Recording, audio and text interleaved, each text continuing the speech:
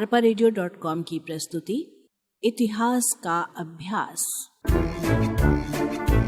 वाचक स्वर अनुज श्रीवास्तव। कांस्य युगीन सभ्यताएं पिछले 1000 वर्षों के संचित ज्ञान, कौशल तथा अनेक नए आविष्कारों के कारण 4000 ईसा पूर्व के लगभग मानव ने प्रगति के नए चरण में प्रवेश किया। इसकी विशेषता थी नगरों का उदय। नगरों के उदय के साथ ही जीवन के हर पहलू में कई दूरगामी परिवर्तन हुए, जिनके कारण इसे मानव इतिहास में शहरी क्रांति का नाम दिया गया। धातुओं का प्रयोग, तांबा और कांसा।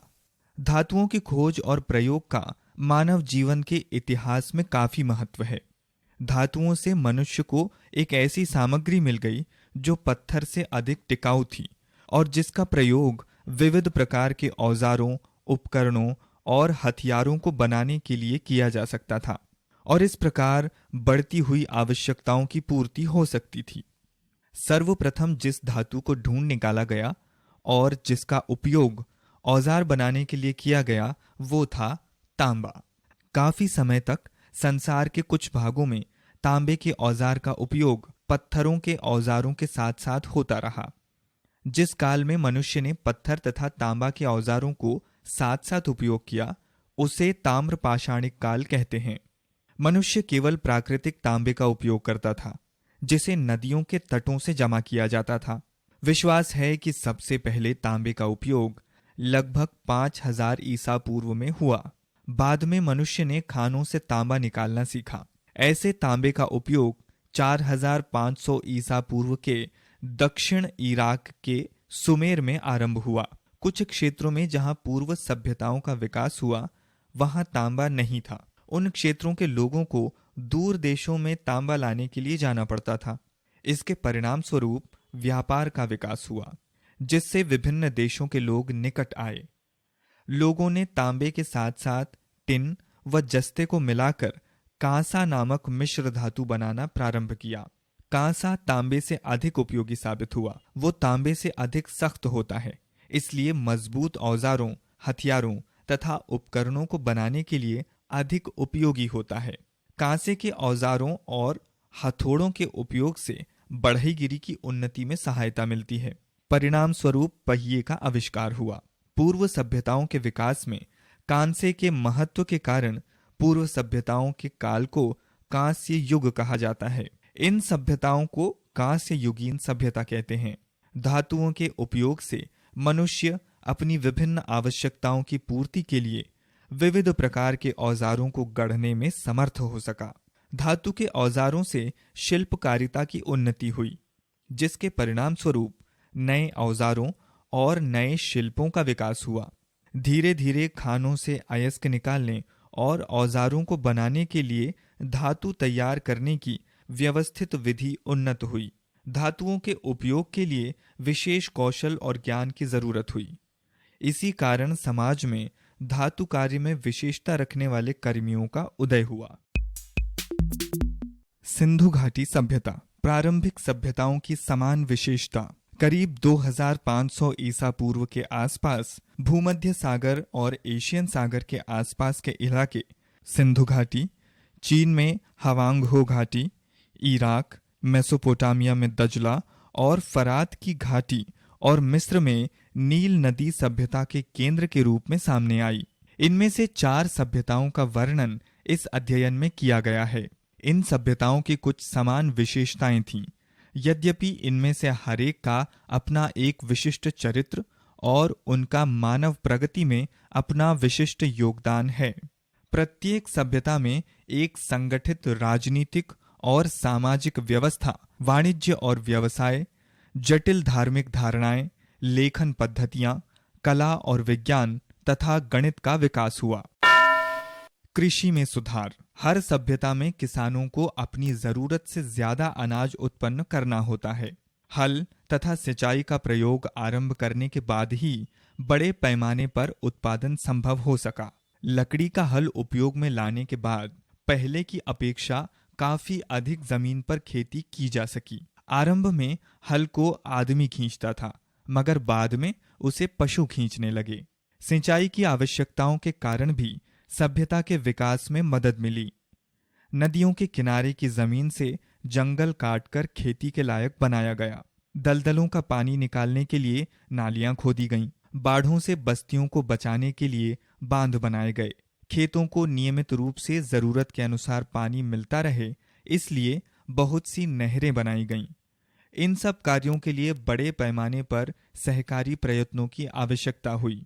एक छोटा गांव ऐसा नहीं कर सकता था। इन सारी आवश्यकताओं की पूर्ति के लिए बहुत से समुदायों ने साथ मिलकर एक ऐसी शक्तिशाली केंद्रीय सत्ता का आधिपत्य स्वीकार किया जो सबसे अपना आधिपत्य स्वीकार करा सकती थी।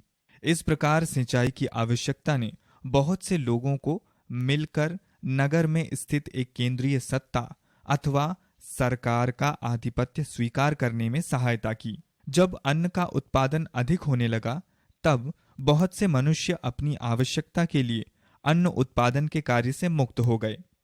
ये लोग शहरों में जाकर रहने लगे और विभिन्न शिल्पों में कुशल हो गए। नगर व्यवसाय और शासन का उदय। जब नगरों का उदय होता है, तब कई दूरगामी परिवर्तन होते हैं। नगर का जीवन गांव के जीवन से बहुत भिन्न होता है। आधुनिक नगरों के निवासियों की तरह ही प्राचीन नगरों के निवासी अपने लिए अनाज का उत्पादन नहीं कर पाते थे। सारा भोजन गांव में रहने वाले उत्पन्न करते थे। उनके उत्पादन का एक हिस्सा शहरों में लाया जाता था। इसलिए गांवों के किसानों को अपनी जरूरत से अधिक भोजन उत्पन्न करना पड़ता था। इस तरह व्यापार विकसित हुआ। लोग दूसरों द्वारा बनाई गई वस्तुओं की मांग करने लगे, जिनके बदले उन्हें कुछ न कुछ देना पड़ता था। लगता है कि प्रारंभिक काल में वस्तुओं का विनिमय होता था। सभ्यता की उन्नति के साथ ही इन लेन देनों में किसी प्रकार मुद्रा का प्रयोग होने लगा। इस प्रकार शहरी जीवन के परिणाम स्वरूप व्यापार और मुद्रा का विकास हुआ। अन्य घटनाएं भी हुईं। चूंकि शहरों के लोगों को अपना भोजन नहीं उत्पन्न करना पड़ता था, इसलिए वे दूसरे काम करने के लिए स्वतंत्र थे। धीरे धीरे जनसमूहों ने विभिन्न व्यवसाय अपनाए और कुछ शिल्पों में दक्षता प्राप्त की। शीघ्र ही दस्तकारों, व्यापारियों, सैनिकों और अफसरों का उदय हुआ, जो अपना पूरा ध्यान एक ही व्यवसाय की ओर लगाने लगे। ऐसा करके उन्होंने नए कौशल और नए औजार विकसित किए। साथ ही उन्होंने कुछ को दूसरों की अपेक्षा अच्छी तरह उपयोग करना सीखा। दूसरे शब्दों में यहीं से विशेषीकरण या श्रम विभाजन प्रारंभ हुआ। प्रविधि के कारण श्रम विभाजन का जन्म हुआ और श्रम विभाजन ने प्रविधि की प्रगति को प्रोत्साहित किया। जब शहरों के लोग भिन्न भिन्न व्यवसायों में लगे, तब उनके हित एक समान नहीं थे। दूसरे शब्दों में नगरों का जीवन जटिल हो गया।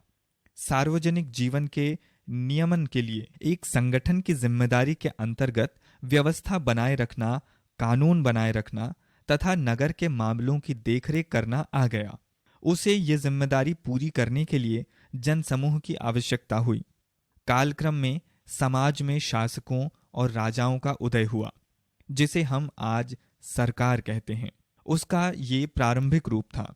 सरकार जैसे अत्यंत विकसित संगठन को कानून बनाना, हिसाब रखना, झगड़ों के फैसले करना और जनता के साथ संपर्क रखना आदि बहुत से महत्वपूर्ण कार्य करने के लिए किसी न किसी प्रकार की लिपि का विकास करना पड़ता है। इस अध्याय में जिन 4 सभ्यताओं का वर्णन किया गया है, उनकी कोई न कोई लिपि थी। लिपि से ही ऐतिहासिक काल प्रारंभ होता है। मेसोपोटामिया की सभ्यता। मेसोपोटामिया की सभ्यता हड़प्पा संस्कृति से प्राचीन है।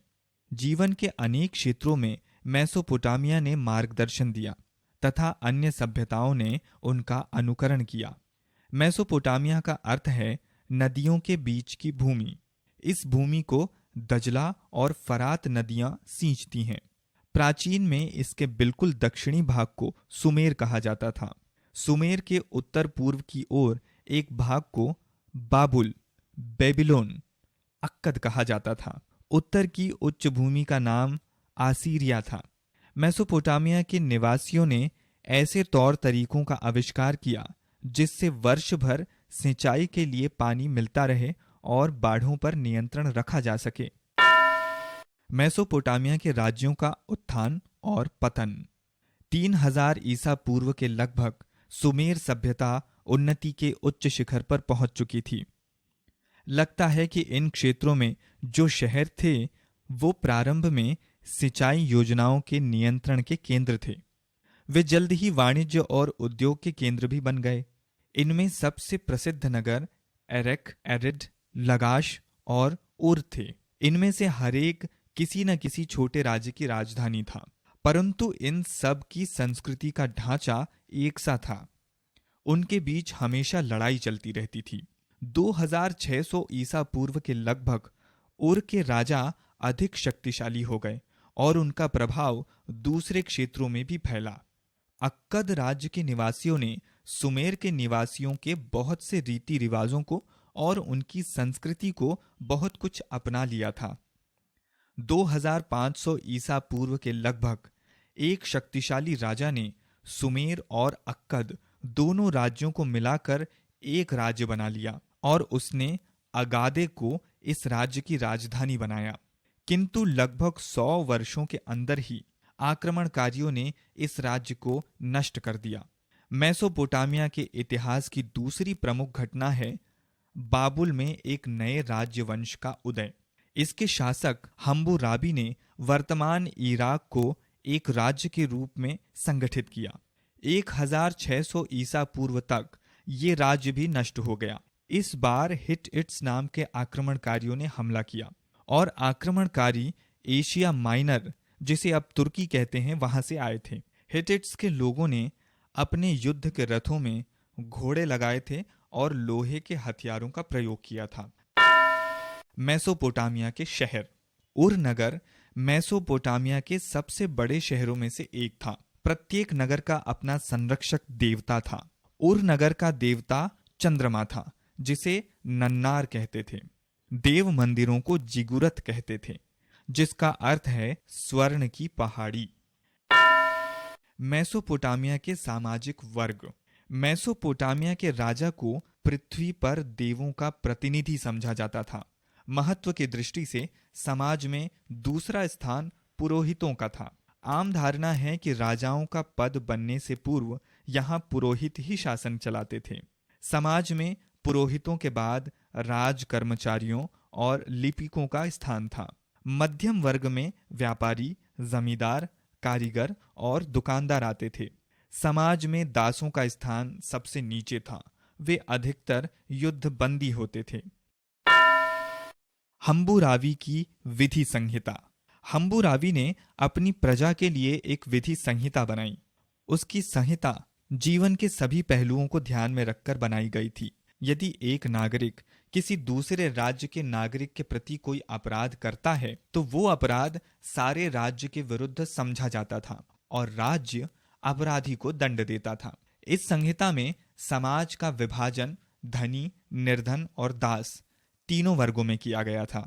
एक ही अपराध के लिए इन तीनों वर्गों का दंड अलग अलग था।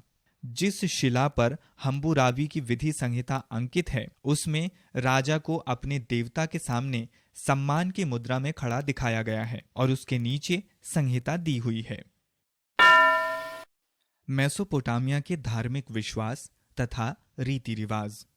मेसोपोटामिया के निवासी अनेक देवताओं में विश्वास करते थे, किंतु प्रत्येक नगर का अपना संरक्षक देवता था। भू लगान उसी के नाम पर वसूल किया जाता था और सरकार के सारे नियमों का पालन उसी के नाम पर कराया जाता था। उसके मंदिर पर बड़ी धनराशि व्यय की जाती थी। पुरोहितों को बहुत से अधिकार थे।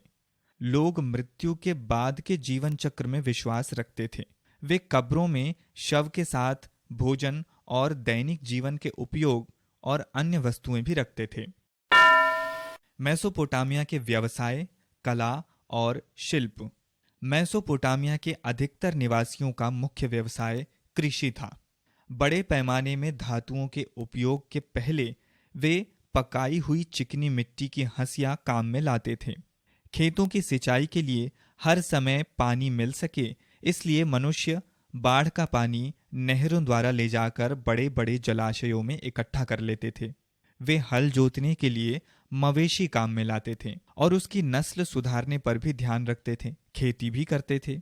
कपड़ा बनाने का उद्योग एक विशेष वर्ग के कारीगरों के हाथ में था, जिसमें सूत काटने वाले, जुलाहे और रंगरेज भी शामिल थे। उर के शाही कब्रिस्तान में धातु की वस्तुओं का एक बड़ा ढेर मिला है। उनमें देवताओं की अनेक मूर्तियां मिली हैं, जो देव मंदिरों को सुशोभित करती थी। इसमें सोने और चांदी के बर्तन, चांदी की वीणाएं, सोने का टोप, लकड़ी का सुंदर पच्चीकारी वाला फर्नीचर, अति सुंदर गले के हार, हाथ के कंगन और अन्य आभूषण मिले हैं। इससे ये स्पष्ट है कि लगभग 2000 ईसा पूर्व तक धातु का काम करने वालों ने बड़े ऊंचे स्तर का तकनीकी ज्ञान और कुशलता प्राप्त कर ली थी। कुम्हार चाक का प्रयोग संभवतः सबसे पहले मेसोपोटामिया में ही हुआ करता था। जब तक चाक का आविष्कार नहीं हुआ था, मिट्टी के बर्तन हाथ से ही बनाए जाते थे।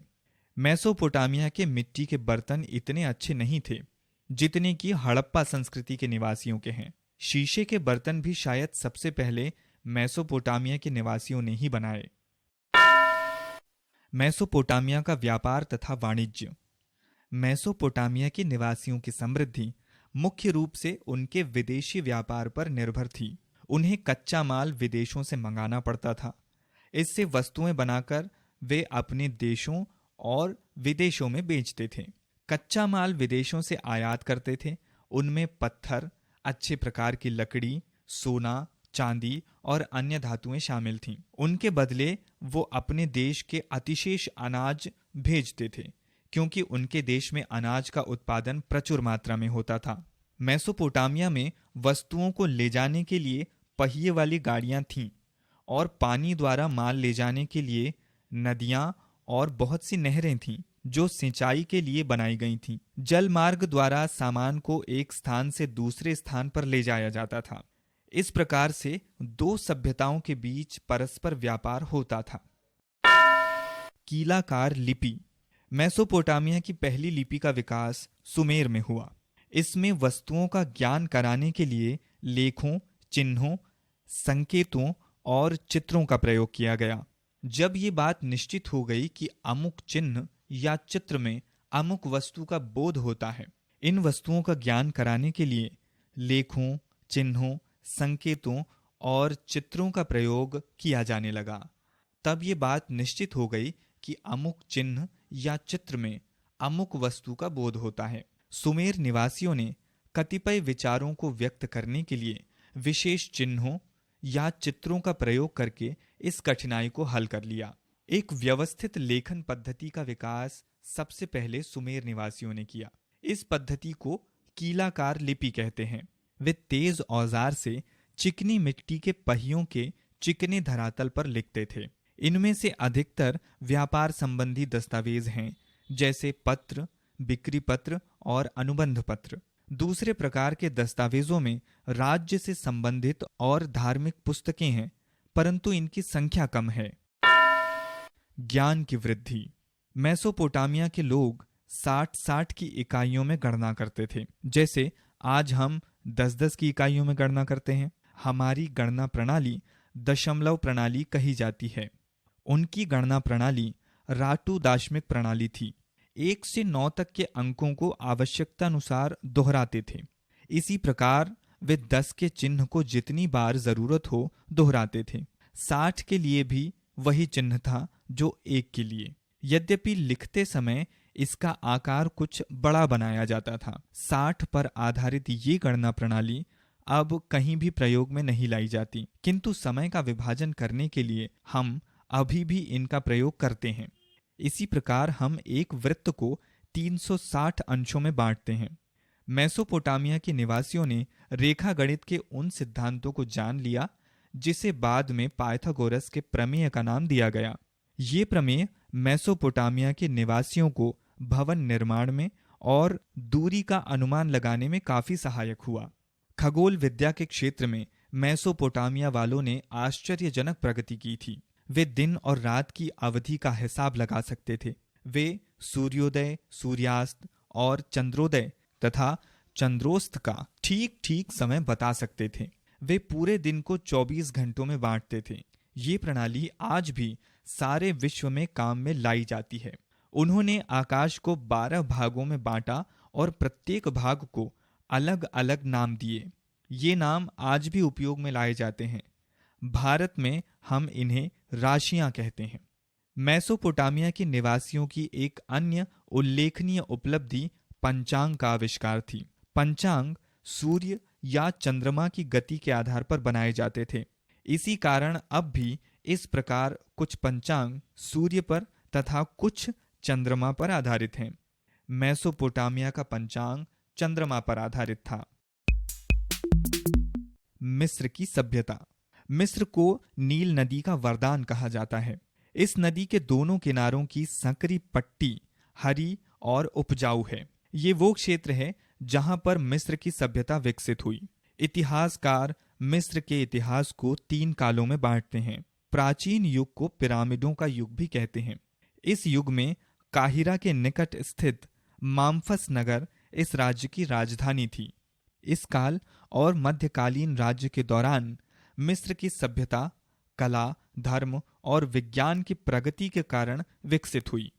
18वीं शताब्दी ईसा पूर्व में हाइक्सोस आक्रमणकारियों ने मिस्र पर हमला किया। वे पूर्व की ओर से आए थे।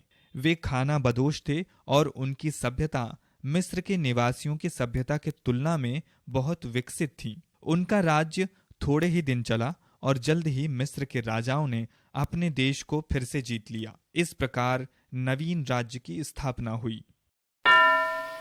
मिस्र के सामाजिक वर्ग राजा से दास तक। मिस्र का राजा फराओं कहलाता था। उसके पास पूर्ण शक्ति होती थी। फराओं सारी धरती का मालिक था। वो जो कहता था वही कानून हो जाता था। उसे देवता समझा जाता था और उसकी मूर्तियां मंदिरों में स्थापित की जाती थीं। उसके कार्यों और विजयों का विवरण मंदिरों की दीवारों पर उत्कीर्ण कराया जाता था। समाज में फराओं के पश्चात पुरोहितों, राज्य कर्मचारियों, कलाकारों और किसानों का स्थान था जो शहरों से बाहर रहते थे। उनके बाद दास आते थे जो सामान्यतः युद्धबंदी होते थे और राजा उनका मालिक होता था। प्राचीन मिस्र में व्यवसाय, कला और शिल्प। मिस्र के लोगों का सबसे महत्वपूर्ण व्यवसाय कृषि था। यहाँ की नदियां प्रतिवर्ष भूमि को उपजाऊ बनाती थीं। वहाँ के निवासी नहरें बनाते थे जिससे वर्ष भर फसल उगाने के लिए पानी मिल सके। ऐसा लगता है कि 3000 ईसा पूर्व में बैलों की सहायता से हल चलाते थे। अन्य प्रारंभिक सभ्यताओं के लोगों की भांति मिस्र के निवासी भी पशुपालन करते थे। सामान्यतः वे बकरी, कुत्ते, गधे, सूअर और बत्तख पालते थे। ऐसा लगता है कि उनके पास ऊंट भी थे। मिस्र में घोड़ों को पहली बार हाइक्सोस लोग लेकर आए थे। घोड़े युद्ध के समय उनके रथों को खींचते थे। मिस्र में सन की खेती बहुत की जाती थी। मेसोपोटामिया के निवासी ऊनी कपड़े पहनते थे, किंतु मिस्र के निवासी सन के कपड़े पहनते थे। ये कपड़े मिस्र की जलवायु के बहुत अनुकूल थे। मिस्र के निवासी पत्थर के सुंदर फूलदान बनाकर विदेशों को भी भेजते थे। मेसोपोटामिया के निवासियों की भांति उन्होंने भी शीशे के बर्तन बनाने की कला का विकास किया और वे सुंदर आकृतियों के शीशे बर्तन बनाने लगे। उनके बढ़ई बहुत सुंदर फर्नीचर बनाते थे।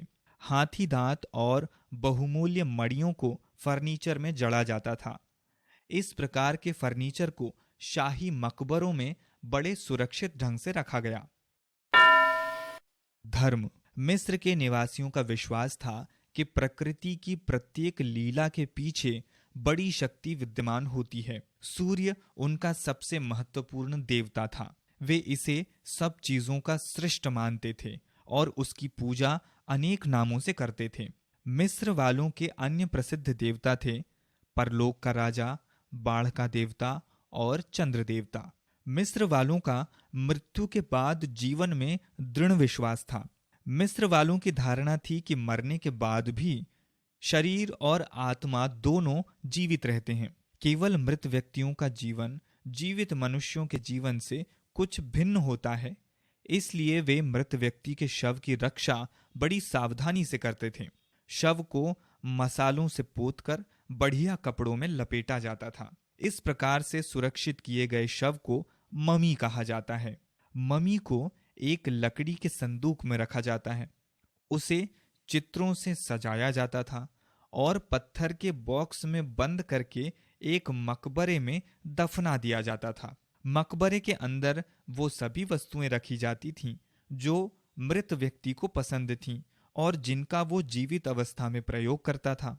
जब राजाओं और रानियों को दफनाया जाता था तो शव रखने के लिए काफी मूल्यवान संदूक और मकबरे बनाए जाते थे, मगर जब साधारण मनुष्यों को दफनाया जाता था तब वे दोनों वस्तुएं साधारण होती थीं। इन मकबरों में कपड़े, भोजन, पेय पदार्थ, बहुमूल्य फर्नीचर और आभूषण रखे जाते थे। पिरामिड महान राजाओं के मकबरे थे। मिस्र की वास्तुकला और मूर्तिकला। प्रारंभिक कला में मिस्र की इमारतों में पिरामिड सर्वश्रेष्ठ थे। उस काल की महान उपलब्धियों में से 30 बड़े और बहुत छोटे पिरामिड आज तक विद्यमान हैं। उन सब में से भव्य है काहिरा के पास गीजा का महान पिरामिड। इसका निर्माण 2600 ईसा पूर्व के आसपास प्राचीन राज्य के फराओं सियोफ यानी खफू ने किया था। ये बड़ी इमारत पत्थर के बहुत बड़े बड़े टुकड़ों को जोड़कर बनाई गई है। पिरामिड को प्राचीन संसार के 7 आश्चर्यों में गिना जाता है। चूंकि पिरामिड मिस्र के राजाओं के मकबरे थे, इसलिए उनमें ममियों को और उनके उपयोग में आने वाली सभी प्रकार की वस्तुओं को रखा जाता था। इन पिरामिडों को बने शताब्दियों हो गईं। इस दीर्घकाल में उनको लूटा गया, किंतु वर्तमान शताब्दी के तीसरे दशक में तूतनखामन का मकबरा पूरी तरह सुरक्षित दशा में मिला है। इस मकबरे की बहुमूल्य वस्तुएं आज भी काहिरा के संग्रहालय में देखी जा सकती हैं। इस मकबरे की दीवार पर कई बड़े बड़े सुंदर चित्र हैं। उनसे तत्कालीन मिस्र निवासियों के जीवन के विषय में हमें बहुत सी जानकारियां प्राप्त होती हैं। मिस्र की वास्तुकला का एक अन्य विचित्र नमूना स्फिंक्स है। स्फिंक्स पौराणिक कथाओं में वर्णित एक जानवर है जिसका शरीर सिंह का और सिर मनुष्य का है। स्फिंक्स की मूर्ति बड़े ठोस पत्थर की एक चट्टान को तराशकर बनाई गई है। हिरोग्लिफिक लिपि। मिस्र के निवासियों ने शायद लिखने की कला 3000 ईसा पूर्व से पहले ही सुमेर निवासियों से सीखी, किंतु उनकी लिपि कीलाकार लिपि की नकल नहीं है। मिस्र की लिपि हेरोग्लिफिक लिपि कहलाती है। इसका अर्थ है पवित्र लिपि। इसमें 24 चिन्ह थे, जिनमें से प्रत्येक व्यंजन का प्रतीक था। इस लिपि में स्वर वर्ण नहीं लिखे जाते थे। बाद में मिस्र निवासियों ने विचारों के लिए संकेत का प्रयोग करना आरंभ किया। इस प्रकार चिन्हों की संख्या बढ़कर 500 हो गई। थोड़े ही दिनों बाद लोगों को लिपि का महत्व मालूम हो गया और सुमेर की तरह ही लेखन का विकास एक विशेष कला के रूप में हुआ। लिपिकों का समाज में एक महत्वपूर्ण स्थान था। वे पेपरिस नाम के पेड़ के पत्तों पर सरकंडे की कलम से लिखते थे। इसी से अंग्रेजी भाषा का पेपर शब्द बना, जिसका अर्थ है कागज। प्राचीन मिस्र में विज्ञान और गणित। मिस्र वालों ने ज्ञान के अनेक क्षेत्रों में महत्वपूर्ण प्रगति की। उन्होंने अंकों की एक दशमलव प्रणाली का विकास किया। अभीष्ट संख्या लिखने के लिए 1 से 9 तक के अंक के एक ही चिन्ह को बार बार दोहराया जाता था। 10 और उसकी गणना संख्याओं के लिए भिन्न भिन्न चिन्ह थे। मिस्र के निवासी त्रिभुज और आयत का क्षेत्रफल निकाल सकते थे। मिस्र वालों की सबसे बड़ी उपलब्धि सौर पंचांग थी। लगभग सभी प्राचीन जनगणों ने सुमेर वालों की तरह अपने पंचांग चंद्र मासों के आधार पर बनाए थे, किंतु ये प्रणाली उस कृषक जनगण के लिए पर्याप्त नहीं है जिसे अपने कार्य के पहले ऋतुओं, वर्ष और बाढ़ के आने के समय की जानकारी आवश्यक होती है। अनेक वर्षों तक सावधानी पूर्वक देखने के बाद मिस्र वालों को मालूम हुआ कि एक वर्षा काल और दूसरी वर्षा काल के बीच औसतन 365 दिन होते हैं। उन्होंने ये भी पाया कि सीरियस नामक चमकीला तारा सबसे बाद में क्षितिज पर निकलता था। तब वर्षा काल की बाढ़ काहिरा पहुंच जाती थी और ऐसा हर 365 दिन के बाद होता था। इन 2 स्वतंत्र प्रेक्षणों से मिस्र वाले इस निष्कर्ष पर पहुंचे कि वर्ष में 365 दिन होते हैं। इसके बाद वर्ष को 12 महीनों और प्रत्येक महीने को 30 दिनों में बांटा गया। बचे हुए 5 दिनों को धार्मिक उत्सवों के लिए अलग रखा गया। मिस्र का सौर पंचांग एक महान उपलब्धि थी। अपने मृत लोगों के शवों को औषधियों का लेप देकर सुरक्षित रखने की मिस्र निवासियों की प्रथा ने विज्ञान के विकास को प्रोत्साहित किया। इससे मानव शरीर के ढांचे से संबंधित ज्ञान और शल्य क्रिया के कौशल में वृद्धि हुई। मुख्य रूप से पुरोहित ही चिकित्सा और शल्य क्रिया करते थे। भारत की सभ्यता, सिंधु घाटी की सभ्यता एवं संस्कृति। भारतीय उपमहाद्वीप में ये सभ्यता उत्तर पश्चिम क्षेत्रों में विकसित हुई। इस सभ्यता के प्रमुख स्थल के नाम पर ही इस संस्कृति को हड़प्पा संस्कृति के नाम से जाना जाता है। इसको सिंधु घाटी सभ्यता के नाम से भी पुकारा जाता है, क्योंकि इस सभ्यता के कुछ महत्वपूर्ण स्थलों की जहां खुदाई हुई वे सिंधु नदी की घाटी में स्थित हैं। कांस्य युग की सभ्यताओं में हड़प्पा, ये संस्कृति सबसे पुरानी नहीं है। इसको यहाँ प्रथम इसलिए कहा जा रहा है क्योंकि ये भारत की प्रथम ज्ञात सभ्यता है। लगता है कि वह 2000 ईसा पूर्व के लगभग विकसित हुई थी और किसी भी अन्य तत्कालीन सभ्यता की अपेक्षा उसका विस्तार अधिक बड़े क्षेत्र में हुआ था। इस सभ्यता के चिन्ह बलूचिस्तान, सिंध, पंजाब, हरियाणा, गुजरात, राजस्थान और पश्चिम उत्तर प्रदेश में मिलते हैं। इस सभ्यता के अस्तित्व के बारे में 20वीं शताब्दी के तीसरे दशक में पता लगा। इसी खोज ने भारत के इतिहास के आरंभ को कम से कम 1000 वर्ष पीछे कर दिया। सबसे पहले इस सभ्यता के 2 प्रमुख स्थल पश्चिमी पाकिस्तान के मोंटगोमरी प्रांत के हड़प्पा और सिंध के लरकना प्रांत के मोहनजोदड़ो में मिले। ये दोनों स्थल अब पाकिस्तान में हैं। तब से विशेषकर 1947 के बाद ऐसे अनेक स्थानों का पता चला है, जिनमें सबसे महत्वपूर्ण है पंजाब में रोपण, राजस्थान में कालीबंगा और गुजरात में लोथल तथा सुरकोटड़ा। इस संस्कृति का विकास जिस प्रकार हुआ, इस संबंध में विद्वान एक मत नहीं है। प्रमाणों से ज्ञात होता है कि कुछ क्षेत्रों जैसे बलूचिस्तान और राजस्थान में प्रारंभिक कृषि प्रधान समुदाय रहते थे। इन्हीं समुदायों से ही ये सभ्यता विकसित हुई होगी। कतिपय विद्वानों का मत है कि अन्य सभ्यताएं जैसे मेसोपोटामिया इत्यादि के प्रभाव के परिणाम स्वरूप इसका विकास हुआ। हड़प्पा संस्कृति के नगर। हड़प्पा और मोहनजोदड़ो नगर सुव्यवस्थित योजना के अनुसार बनाए गए थे और यहाँ की आबादी काफी सघन थी। सड़कें सीधी और चौड़ी थीं, जो एक दूसरे को समकोण बनाती हुई काटती थीं। मोहनजोदड़ो की मुख्य सड़क 10 मीटर चौड़ी तथा 400 मीटर लंबी थी।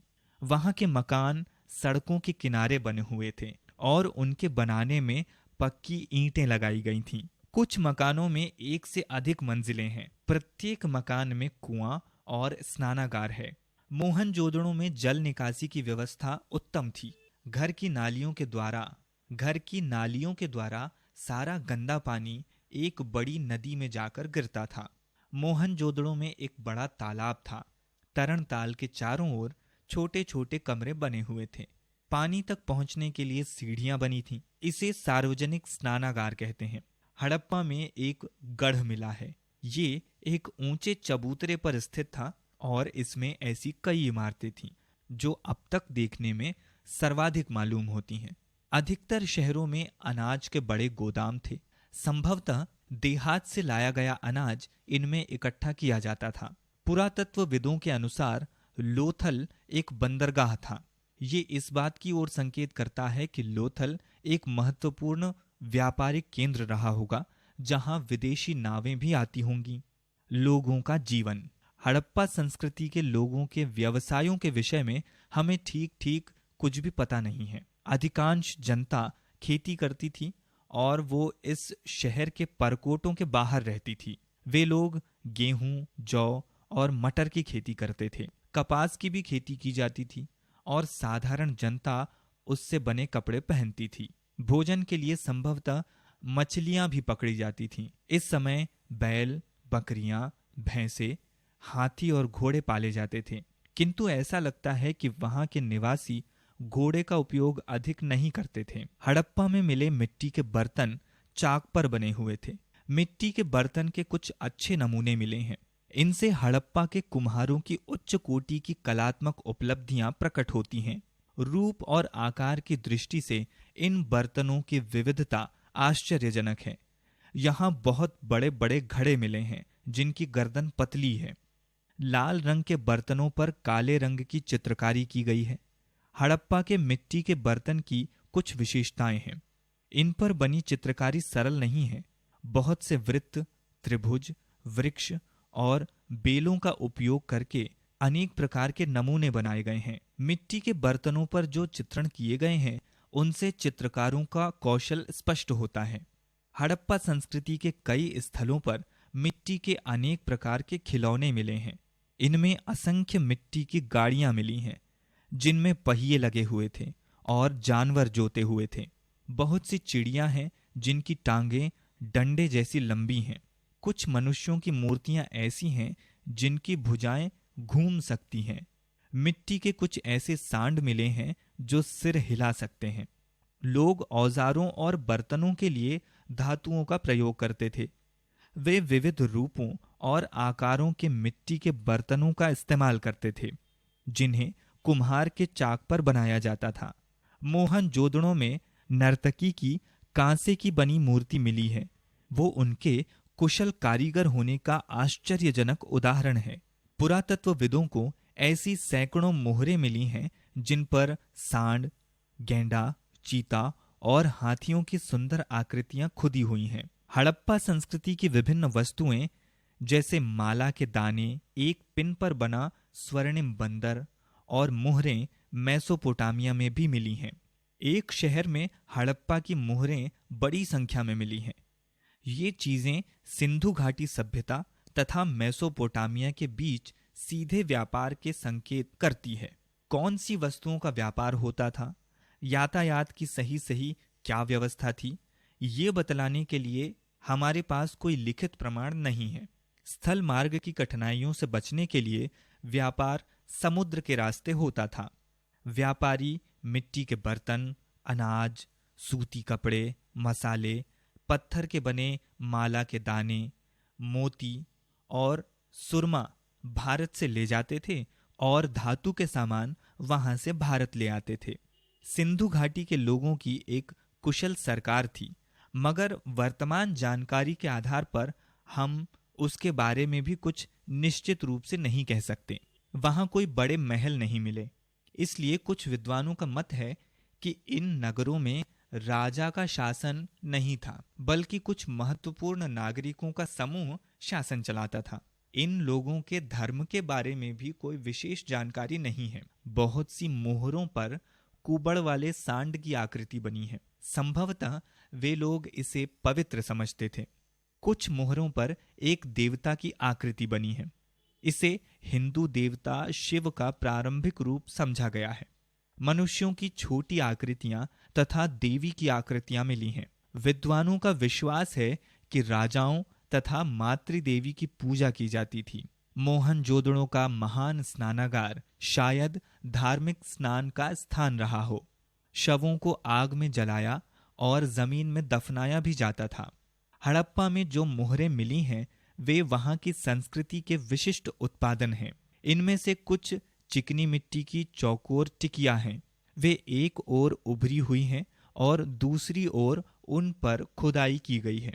काटने के बाद उनको चिकना किया जाता था।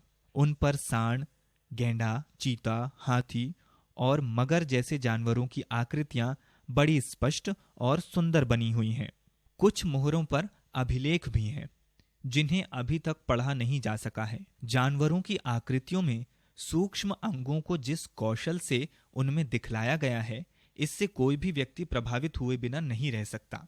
ये मोहरें किस काम में लाई जाती थीं, इसका कोई निश्चित उत्तर नहीं दिया जा सकता है। हड़प्पा की संस्कृति का अंत। लगभग 1500 ईसा पूर्व में हड़प्पा की संस्कृति का अंत हो गया। ये क्यों और कैसे हुआ ये मालूम नहीं है। हड़प्पा की संस्कृति के विनाश के लिए जिम्मेदार ठहराए गए कारणों में बाढ़ के कारण क्रमिक पतन तथा एक नए जनगण आर्यों का आगमन है। विद्वानों के बीच इस प्रश्न पर कोई सहमति नहीं है। भारत के बहुत से भागों में कांस्य युग उत्तर पाषाण कालीन और ताम्र पाषाण युग के उदय के पश्चात आया। इन संस्कृतियों के बहुत से स्थल राजस्थान, मध्य प्रदेश, महाराष्ट्र एवं पूर्वी भारत में पाए गए हैं। इनमें से अधिकांश संस्कृतियां हड़प्पा की संस्कृति की अपेक्षा बहुत कम विकसित थीं। इन संस्कृतियों में न तो नगर थे और न ही लिपि प्रणालियां थीं। लोहे के प्रयोग ने, जिसका आरंभ भारत में लगभग 1000 ईसा पूर्व हुआ, लोगों के जीवन में बहुत परिवर्तन किए। इससे भारतीय सभ्यता के विकास में सहायता मिली।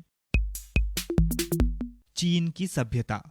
चीन में पहल सभ्यता का केंद्र हवांगहो नदी के क्षेत्र में विकसित हुआ। बाढ़ के बाद बहुधा ये नदी अपना बहाव बदल लेती थी। परिणाम स्वरूप घरों और खेतों में बाढ़ का पानी भर जाता था और पानी को बाहर निकालने के लिए खोदी जाने वाली नहरें बेकार हो जाती थीं। इसलिए इस नदी को चीन का शोक भी कहते हैं। सबसे प्राचीन चीनी सभ्यता जिसके बारे में पुरातत्ववेत्ता हमें बतलाते हैं, शाड सभ्यता है। ऐसी धारणा है कि शाड वंश राजाओं ने 1765 से 1122 ईसा पूर्व तक शासन किया। पुरातत्व संबंधी प्रमाणों से ये निश्चित है कि 14वीं शताब्दी ईसा पूर्व में शाड लोगों ने उच्च स्तर की संस्कृति का विकास कर लिया था। प्राचीन चीन में सामाजिक वर्ग। चीन के समाज में राजा के बाद कुलीन पुरुषों का स्थान था। राजा उन्हें भूमि देता था और उसके बदले में वे लड़ाइयों में राजा की सहायता करते थे। कुछ विद्वानों का मत है कि ये एक प्रकार की सामंत प्रथा थी। महत्व की दृष्टि से संभवतः व्यापारी और दस्तकार तीसरे वर्ग में आते थे। जनसंख्या का बड़ा भाग किसानों का था।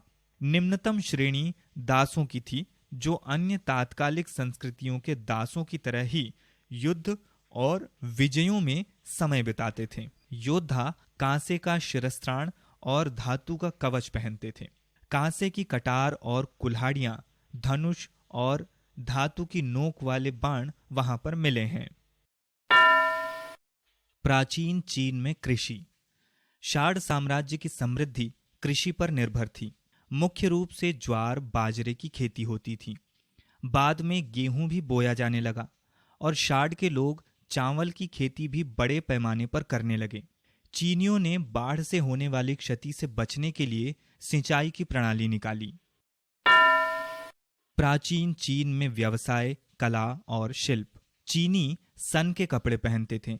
कुछ ऐसे प्रमाण भी मिले हैं जिनसे मालूम होता है कि शाड लोग रेशम के कपड़े भी पहनते थे।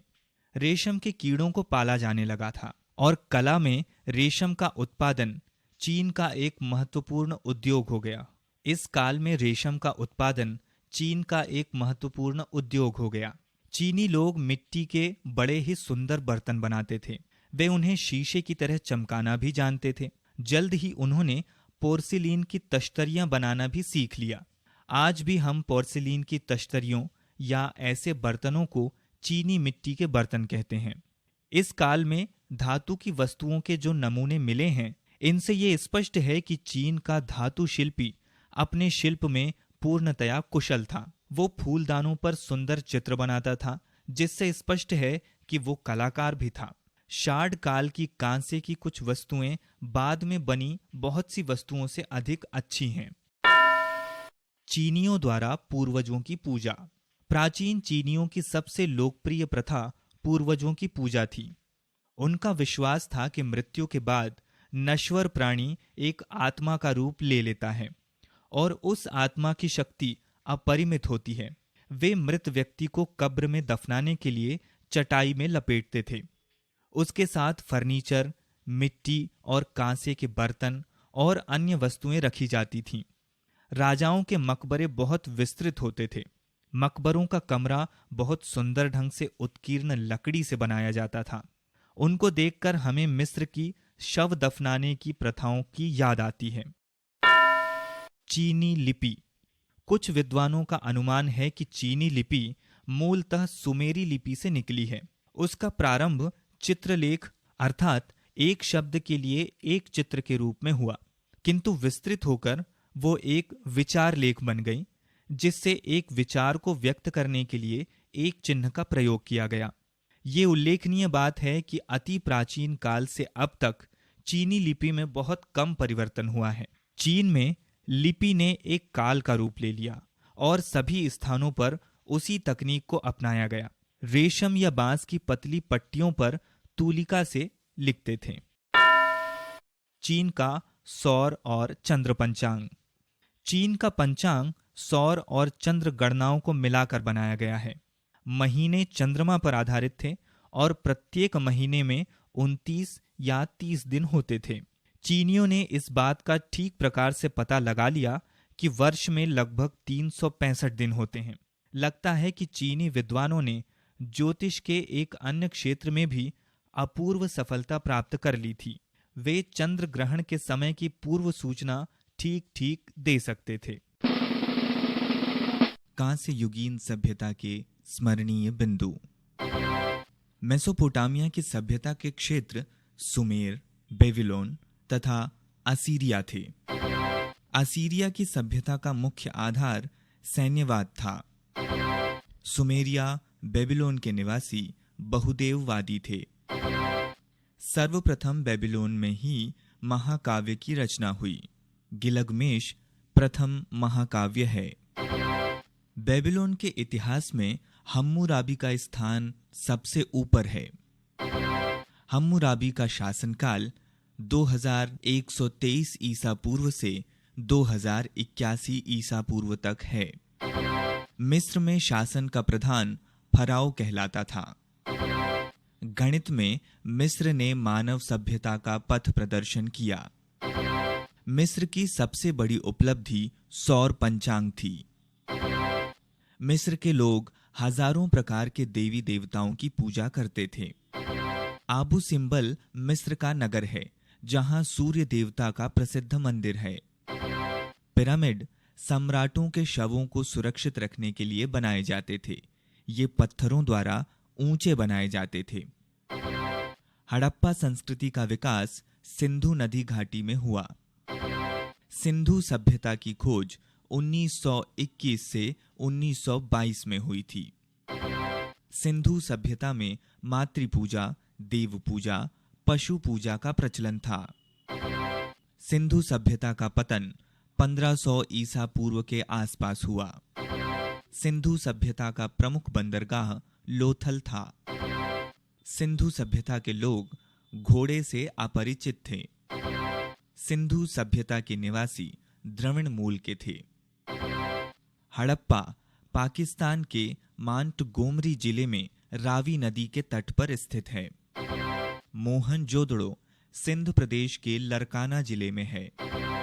चीन की हांगवो और यांगत्सी नदियों की घाटियों में चीन की प्राथमिक सभ्यता का विकास हुआ।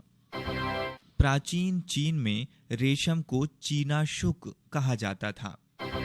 लाओ त्से तथा कन्फ्यूशियस चीन के महान दार्शनिक थे।